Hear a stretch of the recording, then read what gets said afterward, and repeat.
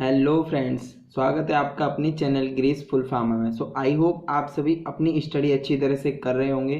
तो जैसा कि मैंने आप सभी को बताया था कि अभी मैं कुछ दिनों से बिजी चल रहा हूं क्योंकि मेरा सेमेस्टर एग्ज़ाम हो रहे हैं अभी। तो मैंने आप सभी को बता दिया कि जैसे ही मेरे सेमेस्टर एग्ज़ाम, जैसे ही मेरा कॉलेज की ये सारी चीज़ें ख़त्म होती हैं, मैं लेक्चर कंटिन्यू रखूँगा। किसी किसी दिन 2 भी लेक्चर आ सकते हैं। सो आप सभी अपडेट होते रहें। तो जैसा कि आप सभी को पता ही है कि हम इंडस्ट्रियल फार्मेसी की यूनिट फर्स्ट पढ़ रहे थे, जिसमें हमने 2 लेक्चर को कवर कर लिया था। अगर आपने अभी तक वो लेक्चर नहीं देखे तो मैं आई बटन पर आपको प्रोवाइड करा दूंगा, आप देख लेना। एंड डिस्क्रिप्शन में भी लिंक डाल दूंगा, आप देख सकते हैं। तो इंडस्ट्रियल फार्मेसी की यूनिट फर्स्ट का आज ये आपका लास्ट लेक्चर होगा। इसमें हम आज क्या करेंगे, पूरी यूनिट को कंप्लीट कर लेंगे। तो आज का टॉपिक है आपका BCS। BCS क्या होता है? ये आपका बायो फार्मास्यूटिकल क्लासिफिकेशन सिस्टम। पहले मतलब जान लेते हैं कि BCS हम पढ़ते क्यों हैं। तो BCS में यही चीज़ें डिस्कस होती हैं कि हम किसी ड्रग को जब भी प्रिपेयर करते हैं तो उसे लिक्विड फॉर्म में बनाना चाहिए, कि सिरप में, कि टैबलेट में, कि कैप्सूल फॉर्म में। तो इसी की स्टडी को हम बोलते हैं आपका BCS, मतलब bio pharmaceutical classification system. BCS is a system which is used for classifying drug substance based on its solubility and permeability। तो हम जब जो ड्रग की क्लासीफाई हुई है वो 2 चीज़ों की बेस पे हुई है, आपकी solubility एंड permeability। तो ये इन्हीं को अभी हम आगे देखेंगे। अब आपकी बात कर लेते हैं फैक्टर अफेक्टिंग ऑन BCS।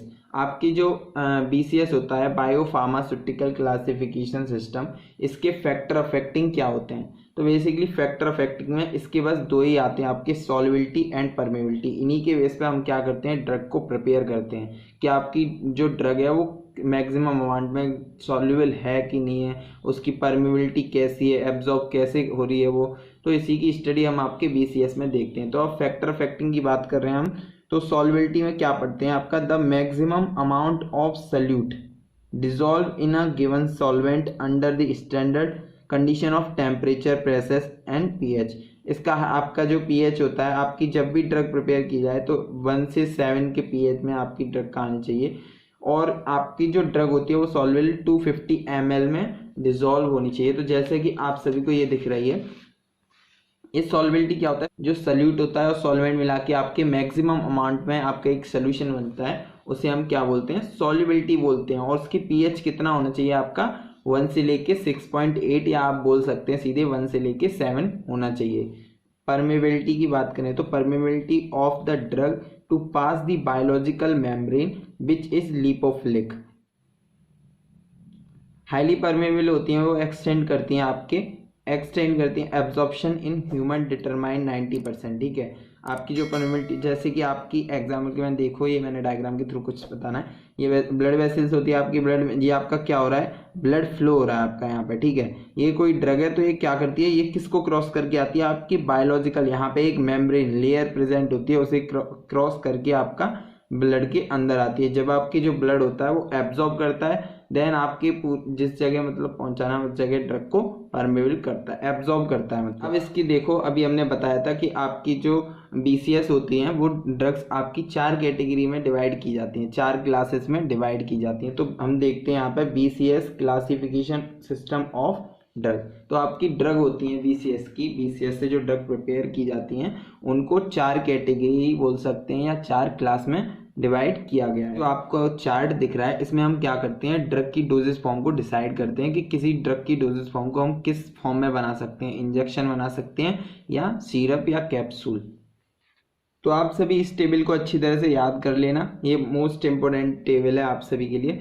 सो जैसे कि क्लास, इन्हें हम डिवाइड करेंगे, आपकी कैटेगरी रखेंगे, क्लास रखेंगे, सॉल्युबिलिटी रखेंगे एंड आपकी परमेबिलिटी एंड एग्जाम्पल देखेंगे कौन कौन सी ड्रग होती हैं। तो क्लास फर्स्ट में आपका क्या होता है, जो क्लास फर्स्ट की ड्रग होती हैं उनका क्या होता है, उनकी जो सॉल्युबिलिटी रेट होती है वो क्या होती है, हाई होती है। और उनकी परमेबिलिटी कैसी होती है, वो भी हाई होती है। जैसे एग्जाम्पल है मेटोप्राजोल एंड प्रोप्रेनोलोल। अब सेकंड आपकी क्लास में क्या है, सेकंड क्लास में आपकी जो सॉल्युबिलिटी होती है वो क्या होती है, लो होती है, एंड परमेबिलिटी क्या होती है आपकी, हाई होती है। इसके एग्जाम्पल आपका नेपोप्सिन एंड नेफेडिनिन। क्लास थर्ड में आपका क्या होता है, जो सॉल्युबिलिटी होती है उसकी हाई होती है क्लास थर्ड की ड्रग्स की, एंड आप उसकी परमेबिलिटी आपकी लो होती है, जैसे cimetidine and metformin. Class fourth की ड्रग की बात करें तो आपकी जो क्लास फोर्थ में ड्रग आती हैं उनका क्या होता है, सॉल्युबिलिटी उनकी लो होती है एंड परमेबिलिटी भी क्या होती है उनकी लो होती है, जैसे टैक्सोल। तो जैसे कि मैं आप सभी को बताऊं, जैसे ये आपका है तो लो वाली जो सॉल्युबिलिटी भी उसकी लो है, ठीक है, वो सॉल्युबल भी नहीं हो रही आपकी, ठीक है, कोई कोई ड्रग है वो सॉल्युबल भी नहीं हो रही एंड उसकी परमेबिलिटी मतलब वो एब्जॉर्ब भी नहीं हो रही। तो हम उस ड्रग को कैसे दे सकते हैं, उस ड्रग को हम किस फॉर्म में बना सकते हैं, किस डोजेज फॉर्म में हम उसे प्रिपेयर कर सकते हैं। तो जैसे कि आपका फोर्थ में हम प्रिपेयर कर सकते हैं इंजेक्शन। कोई ड्रग आपकी क्लास फोर्थ में आती है जिसकी सॉल्युबिलिटी भी लो है एंड जिसकी परमेबिलिटी भी क्या है, लो है, तो अगर हम उसे ओरली देंगे तो वो तो उसका जो थेरेपेटिक इफेक्ट होगा वो आपकी बॉडी में बहुत ही कम आएगा, क्योंकि वो ना ही वो सॉल्युबल है एंड ना ही वो एब्जॉर्ब कर रही है आपकी। तो अब बात करते हैं इसके डोज नंबर की। तो डोज नंबर भी आप सभी को पता ही है कि it is the mass divided by the Uptake volume of 250 ml and drug solubility. जैसे ये ग्लास है, ठीक है, इसमें 250 ml वाटर है और ये कोई जग है जिसमें 500 मान लो या 1 लीटर ही मान लो, ये जग में आपका वाटर प्रेजेंट है। अगर आप इसमें ड्रग डिजोल्व करोगे, ये ड्रग हैं दोनों, तो अगर आप इसमें ड्रग डिजोल्व करोगे तो आप इसको पी सकते हो, क्योंकि इसकी थेरापेटिक इफेक्ट इतने के लिए एलिजिबल है। अगर आप इस वाले के साथ पियेंगे, क्योंकि जग में तो ज़्यादा पानी है, तो अगर आप छोटी ड्रग है, सेम ड्रग है, अगर उसे जग में डालोगे तो उसका थेरापेटिक इफेक्ट कम पड़ जाएगा। तो जैसे कि आप सभी ने देखा होगा कि जब भी डॉक्टर के पास आप जाते हैं तो डॉक्टर क्या बोलते हैं, 1 गिलास पानी लेके या 1 गिलास दूध लेके आपको ये मेडिसिन लेनी है। पता है कि जो ड्रग प्रिपेयर की जाती है वो 250 मतलब हम बोल सकते हैं 250 ml अप्रॉक्सी की जाती है, कि 250 ml ही वाटर के साथ आपको ये ड्रग लेनी है। तो वो जितनी भी ड्रग आपकी जो फार्मास्यूटिकल लैब्स में वो प्रिपेयर की जाती हैं वो आपकी 250 ml के बेस पे ही। तो जितने भी डॉक्टर होते हैं, आप मेडिसिन लेने आते हैं तो वो तभी तो बोलते हैं कि 1 गिलास पानी में ही 1 गिलास पानी के साथ ही आपको मेडिसिन लेनी है। ये नहीं बोलेंगे कि एक जग लेके आप मेडिसिन को खाओ, अगर आप ऐसे खाते हो तो भाई पूछो मत। अब देखते हैं नेक्स्ट।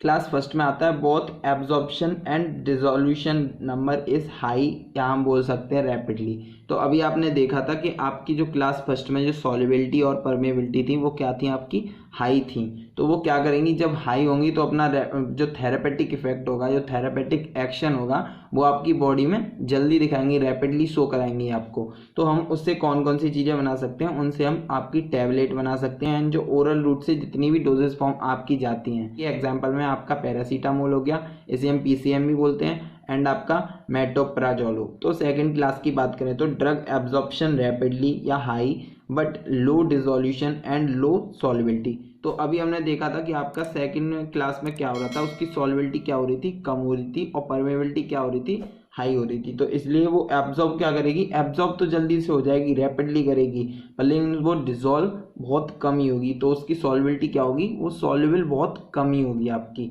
तो जैसे कि एग्जाम्पल में आपका है फिनाइलटोइन एंड डेनाजोल। अब क्लास थर्ड की बात करें तो these compound have good solubility but low absorption due to low permeability. अब क्या है, क्लास थर्ड में जैसे कि आप सभी ने अभी देखा था कि सॉल्युबिलिटी क्या थी, उसकी बहुत ही हाई थी, ठीक है, पर लेकिन उसकी जो परमेबिलिटी थी वो क्या थी, बहुत ही कम थी। तो उसके चक्कर में आपका जो एब्जॉर्प्शन होगा वो बहुत कम होगा आपके ब्लड में। तो इसकी ड्रग है आपकी सिमेटिडीन। क्लास फोर्थ की बात करें तो drug are low solubility and low permeability. अभी आपने देखा था कि क्लास फोर्थ थी, उसमें आपकी सॉल्युबिलिटी भी लो थी एंड उसकी परमेबिलिटी भी लो थी। तो अगर आपकी ये लो होंगी दोनों चीज़ें, ना ही वो सॉल्युबल अच्छी तरह से हो रही, ना ही वो परमेबिलिटी उसकी अच्छी हो रही, ना ही वो एब्जॉर्ब अच्छी तरह से हो रही, तो उसका आप सभी को पता ही है कि जो बायोबिलिटी होगी, जो थेरापेटिक इफेक्ट होगा, उसका बायोबिलिटी होगी वो बहुत ही पुअर होगा, बहुत ही ज़्यादा अच्छा नहीं होगा अगर हम उसे ओरली लेंगे तो इनसे हम ज़्यादातर इंजेक्शन को प्रिपेयर करते हैं, क्योंकि इंजेक्शन को डायरेक्टली आपके वेन में लगाया जाता है। तो आप सभी को वैसे भी ब्लड में पहुंचाना है, तो डायरेक्टली आपके ब्लड में पहुंच जाती है मेडिसिन। तो क्लास फोर्थ की ड्रग में आपका इंजेक्शन बनाया जाता है, जैसे कि आपका टैक्सोल और ट्राईहाइड्रेट। इनके एप्लीकेशन एंड सिग्निफिकेंट भी बोल सकते हैं हम इसे। तो इस useful in the pharmaceutical and biotechnology industry to formulate dosage form. तो इनका यूज बेसिकली आपके pharmaceutical labs and biotechnology industries में किस लिए किया जाता है, डोजेज फॉर्म को फॉर्मुलेट करने के लिए, डोजेज फॉर्म को बनाने के लिए इन सभी का यूज़ किया जाता है। Use to develop quality control के लिए किया जाता है, ठीक है। ये आपका थोड़ा इंपॉर्टेंट है। Use to study IVIVC test. IVIC test आपका क्या होता है, ये दो में डिवाइड होता है आपका IVIVC test.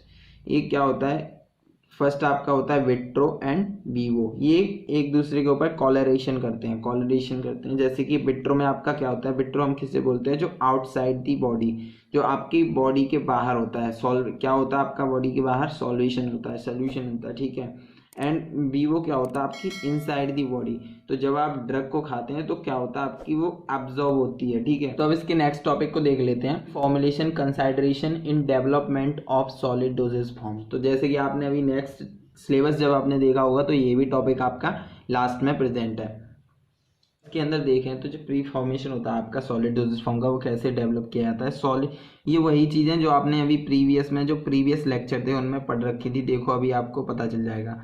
Solid dosage form are the most widely marketed and administered drug now days. तो जैसा कि आप सभी को पता ही है कि मार्केट में जितनी भी ड्रग्स हैं उन सभी में से सॉलिड डोजेज फॉर्म होती हैं वो मोस्टली यूज की जाती हैं। अब इसका सेकंड देखें तो almost 70% of administered drug are in solid state. तो आप सभी तो इसमें क्या है, 70% मार्केट में ड्रग्स हैं आपकी 100%, उनमें से 70% आपकी ड्रग्स सॉलिड डोजेज फॉर्म की होती हैं।